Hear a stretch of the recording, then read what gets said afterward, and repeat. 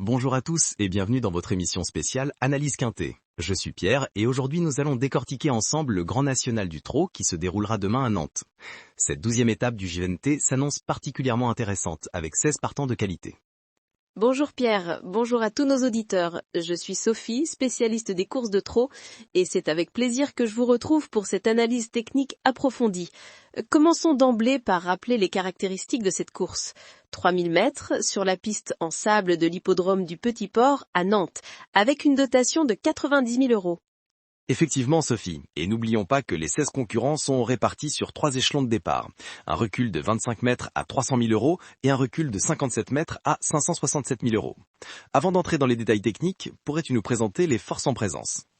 Bien sûr, cette course met en vedette Indy de Gir, l'actuel maillot jaune du GNT 2025 avec 92 points d'avance sur son poursuivant direct. Il est en pleine forme malgré l'accumulation des courses et s'élancera au 2e échelon. Face à lui, nous retrouverons Kamehameha, bien engagé au premier poteau avec Éric Raffin à son sulky. Ce 5 ans, qui s'est notamment classé 5e du critérium des 5 ans en septembre, pourrait bien créer la surprise. J'ai cru comprendre que le parcours de Nantes exigeait des qualités particulières. Qu'en penses-tu ?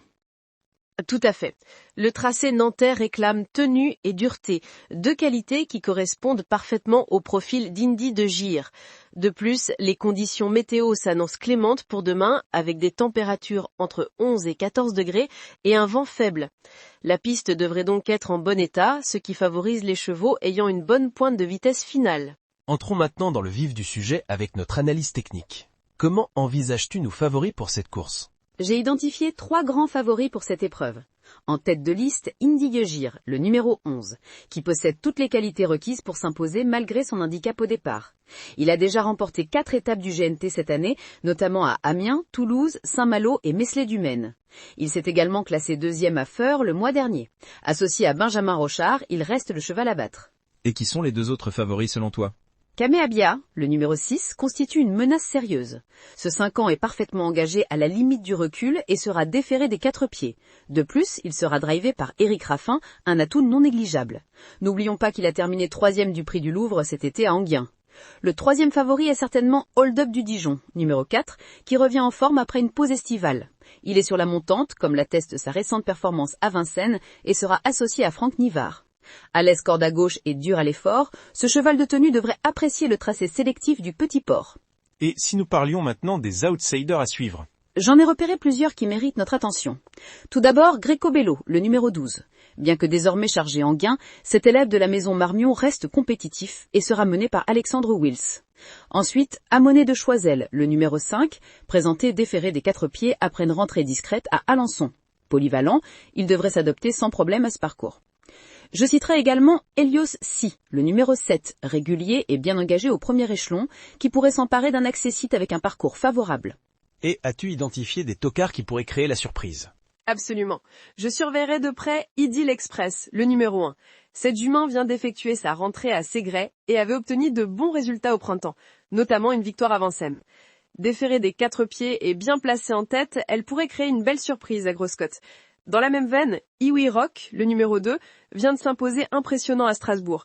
Bien qu'il soit plus à l'aise sur les parcours à main droite, il pourrait brouiller les cartes s'il négocie bien les virages. En toute logique, je vois Indy de Gir s'imposer devant Kamehameha et Hold Up du Dijon.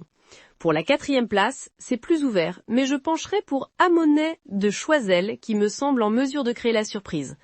Mon pronostic final serait donc 11, 6, 4, 5... avec le 7 comme 5e cheval. Merci beaucoup pour cette analyse détaillée et passionnante Sophie.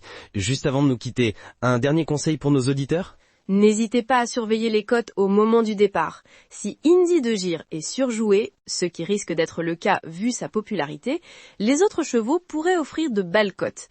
Et souvenez-vous que dans les courses de trot, et particulièrement sur ce type de parcours exigeant, les incidents de course sont toujours possibles.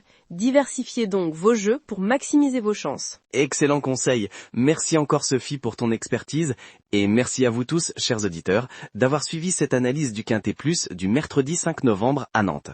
N'oubliez pas de nous retrouver demain pour le débriefing de la course. D'ici là, jouez bien, mais jouez responsable.